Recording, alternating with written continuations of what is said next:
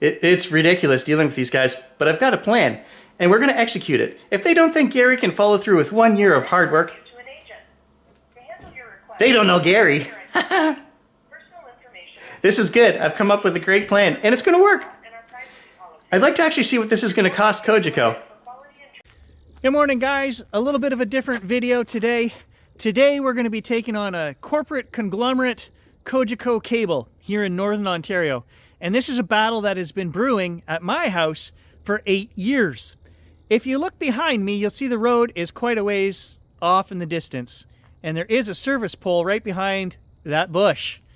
So, actually the driveway is 300 feet up to my house. And I've had 9 technicians come to my house over the last 8 years. Originally, Cogeco was taking a little bit of money off my bill every month because they determined, like 7 years ago, that it was a service issue that couldn't be fixed. Then they came and they put in new fibe lines, so now we can get 1,000 megabytes per second service here. And I do get that. Even wirelessly with the new modem, which is Wi-Fi 6, I can get full service. The problem is that my modem keeps disconnecting throughout the day. 4, 5, 6 times a day. And each time that the modem disconnects, it takes about 10 minutes for all of the devices in the house, including home security, cable boxes, internet for the wireless desktop, all the laptops, all the stuff takes 10 minutes to reconnect. So it's super annoying. If you sit down to watch a video at night, your Netflix or something like that, and it disconnects more than once in a 40-minute show, you're sitting there for 20 minutes waiting for everything to come back up and connect.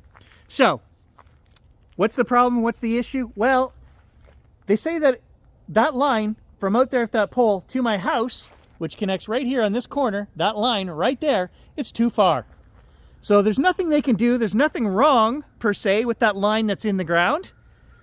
They will not come and replace it because it would cost $10,000? I don't know. They would need machinery, equipment. They would need to tear up my whole front lawn all the way out to the road and replace the line. And what they're telling me is there's nothing wrong with the line. It's just a matter of distance. We're too far from the road into my house.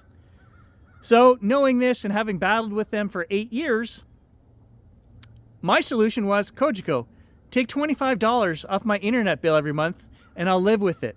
Okay, let me be clear, guys. No sane person would stay with them with this service, but I don't have any other choice. Where we live, Cogeco is it. That's all there is available. There is no Bell, there is nothing. Cogeco, and it is fibe, but we are at the end of their service run on the edge of town, and then I've got 300 feet here, which is causing the problem. So, long story short, guys, well, hours and hours and hours on the phone, probably, well, hundreds of hours over the 8 years, but just in the last little bit here, easily 8 hours in the last 3 weeks. They replaced all of the fibe lines in my area, and they gave us new modems. And I thought, great, this is going to solve my problem. It didn't solve the problem. So we have the exact same issue with brand new equipment and everything. I called them, and to try to get a credit, the technical group sends you to the retentions group. The retentions group sends you back to the technical group, and they argue back and forth between them. They try to get you to disconnect so that you will actually not finish the call and get your credit. And so 2 separate times this month I have done that back and forth. And then this morning I called and said, look, I'm looking for a $25 permanent credit on my account because you're not giving me the service that I'm paying for. All my neighbors are paying the same price as me. They don't have this issue because they don't have this 300-foot line.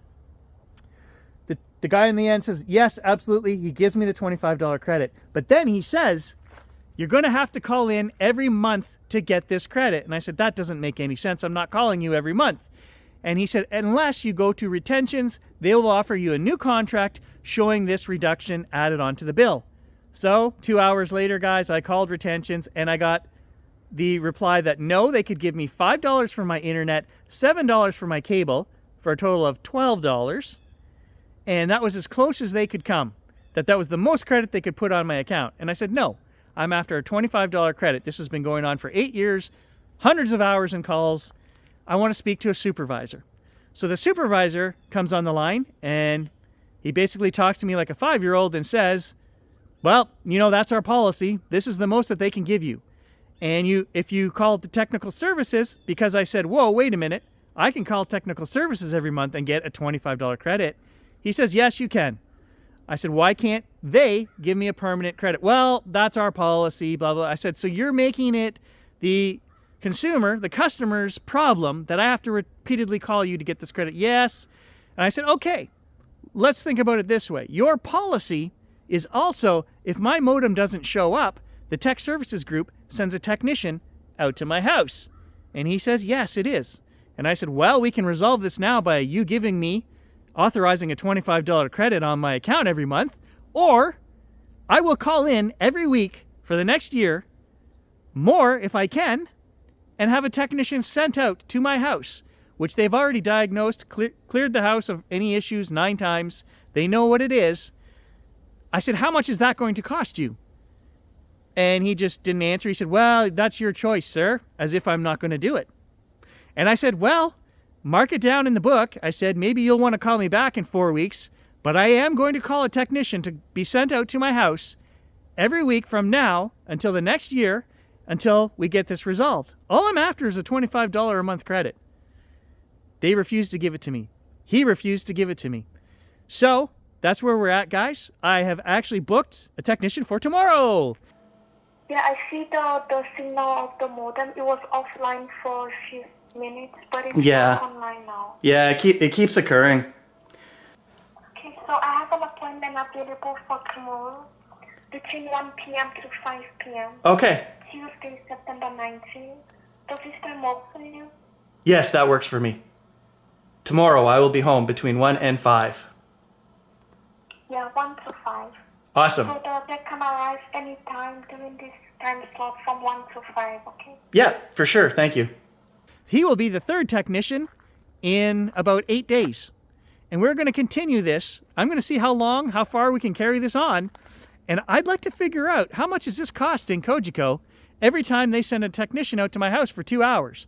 Because that guy will inevitably ask me where the modem is, check the wires. They've replaced all the wires in the garage. They've snipped the ends off them, replaced them 3 times. I've gone through 3 new modems. I don't know what else they're going to try. They always have to go out to the pole, climb the pole, check it. It takes them a couple of hours when they're here. What is it costing Cogeco to do that every week? I don't know. So that's what we're going to do, and I'm going to call this new video series, we need a name for this operation. I'm thinking Cobro. You guys, comment below, give me what name we should use for this operation, and I'm going to give you guys a weekly update. We'll show the technicians when we're here. We'll ask the technicians some questions. You know, what other options? Maybe there's an option that I can do on my own. Can we run some kind of Ethernet line from that pole to the house? You know, is there some option that I'm not currently aware of? I don't know. We'll speak with the technicians and see if feet on the ground, actual guys who know what they're doing and not the call center, can help me resolve this. And if not, we are going to continue to call and request technicians as long as Cogeco will send them. And we'll see what kind of bill we can rack up. I'm hoping it's going to cost between $10,000 and $20,000, and we'll absolutely get the attention of somebody above. And if not, we'll just continue to do this until I can switch to another company. Let me know, guys, what you think. Is Gary just being an immature asshole? Or is this a battle? The way I look at it is this is a battle for the small guy, right? Because I've been battling them for 8 years and I've gotten nowhere. And I have various friends on different ends, across town, down lakefront, up on the airport hill, all over. Some of them have the same issues. We all get the same replies. It's a game they play. When they knew last week our internet was out for a month because they were replacing the 5 lines, as I told you guys, they were telling everyone, we need to send a technician to your house. Even though they knew the gas station was out, all the restaurants and service down in this area of town was out, there was no Cogeco. The phone lines were out, and yet they were still saying we need to send a technician out to everybody's house that called. It's either a disconnect in their office or it's a game. Well, it's all a game that they play. They don't care. So, let me know what you guys think and come up with a great name for this operation. I need your help. Gary's going to fight the battle for the small man on this one. And yes, at this point, it is simply a matter of principle. They're going to do what they can to save $1, and they don't care if us, the consumer, are getting good service or not, especially because they know there is no other service available in my area. I consider that David versus Goliath, and I'm David.